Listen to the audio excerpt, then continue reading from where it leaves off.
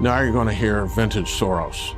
This one economy is booming and they need higher rates. This other economy is falling apart. They need lower rates. These two currencies shouldn't be linked. And he says, look, this is a one-way bet. They come along very, very rarely. It's ridiculous doing 100%. We should put 200% of the fund in this trade. It was a huge learning experience.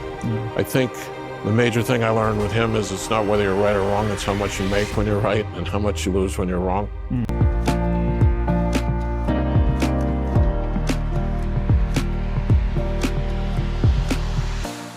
What do you learn about sizing from Soros?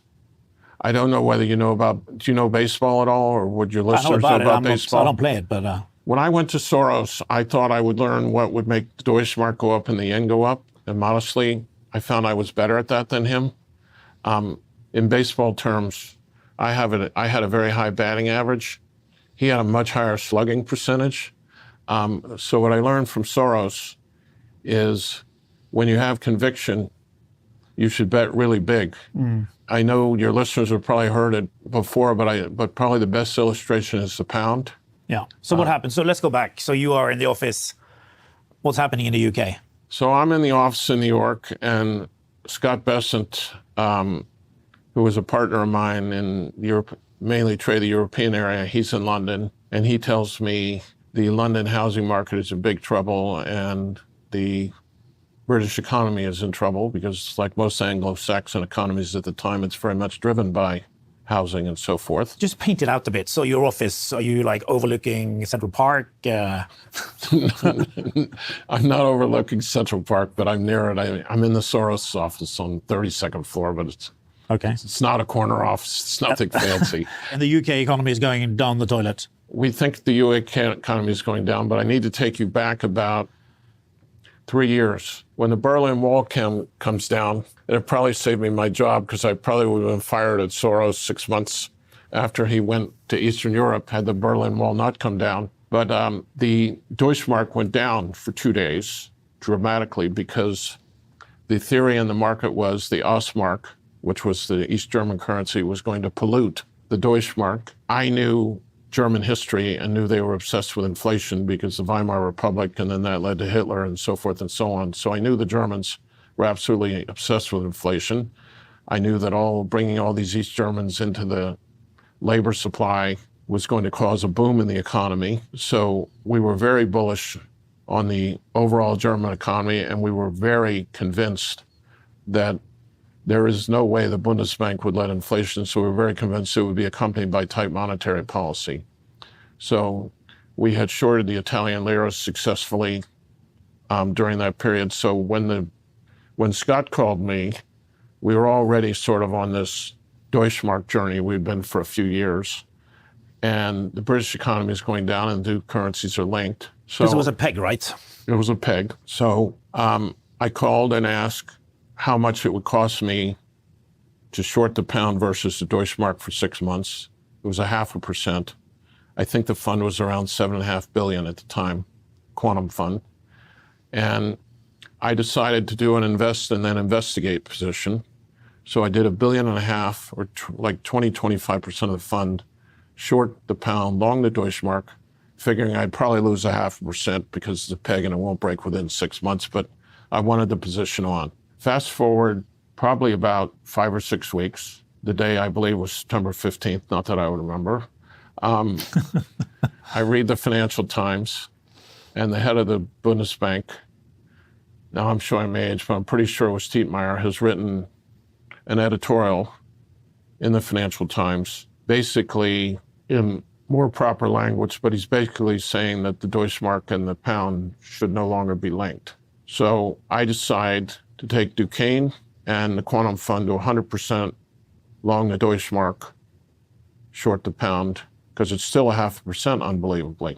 Now you're going to hear vintage Soros. So he happens to be in New York at the time, which he wasn't always. I go into his office and I explain to him why I'm going to 100%. And he had a rather large personal account. That's how we kept each other out of each other's hair. He traded that, and it was 95% overlap. Told him why I was doing this. And he had this unpleasant, puzzled look on his face when I'm telling him my thesis, that this one economy is booming and they need higher rates, this other economy is falling apart, they need lower rates, that these two currencies shouldn't be linked. And I'm thinking, what does he not understand about this? Because this guy pretty much understood everything. And he says, look, this is a one-way bet. They come along very, very rarely. It's ridiculous doing 100%. We should put 200% of the fund in this trade. So there you have it. So that means that you borrow money in the bank and double up.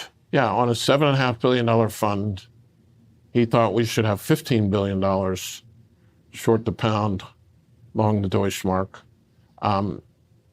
It turns out we never got there, but it shows the way the man thinks. I saw it over and over again. Because once you were trading, the thing happened. Yeah, unfortunately, we had a pretty strong reputation, and when I started selling it that night, I noticed a lot of other hedge funds started selling it, the gossip community and the currency markets, and by midnight to 1 o'clock, the forwards had blown out. They'd started the day at 0.5%. They were like 6 or 7%, and it basically wasn't trading after 1 in the morning. Then the British raised rates, I think from 6 to 9 to try and stop the bleeding, and then they went to 12. I knew it was over, but the forwards were out so much it didn't matter, and it was done by noon the next day. And you were sitting at your desk looking at the Reuters screen? Yes, or whatever the screen at the time What was. did you... We only got $7.5 billion done, ironically. Well, I have to ask you... Had it not been for Soros, I probably would have not got to the 7.5 because, intending to do 15, I was in a bigger hurry. So what did you feel when it broke? There was a lot of adrenaline. It was exciting. I didn't feel bad because I thought the British economy needed it. I was gratified years later when they changed it from Black Wednesday to White Wednesday. Then I went into action after it broke because the gilts were down 2 points, which I thought was ridiculous. British needed lower rates. There's some theory in the academia that if you have a weak currency, your interest rates have to go up. So I bought gilts. I bought British stocks. There was a whole... Because what happened was that the currency depreciated and it was good for exports, right? So the stocks went up afterwards. Yeah, the stocks went up. The gilts went up because they needed lower rates and, they'd been held artificially high. So there was all kinds of other stuff I did around it, which is kind of the way I trade. You get a theme, and then you look at the concentric circles or the dominoes that fall because of a theme. But the point was, with Soros, if he really believes something, the position could never be big enough, particularly if it's in a liquid market. And I learned from him, I like to play the turn, maybe my ego, in a big turn in something. He was perfectly happy to play from the 3rd to the 6th inning if we go back to baseball terms. If it's a 9-inning game, he was perfectly happy to play the 3rd to 6th inning when there was more certainty on much greater leverage. He had more courage than I did in terms of sizing positions. I don't think it totally rubbed off on me, but it certainly helped, and it was a huge learning experience.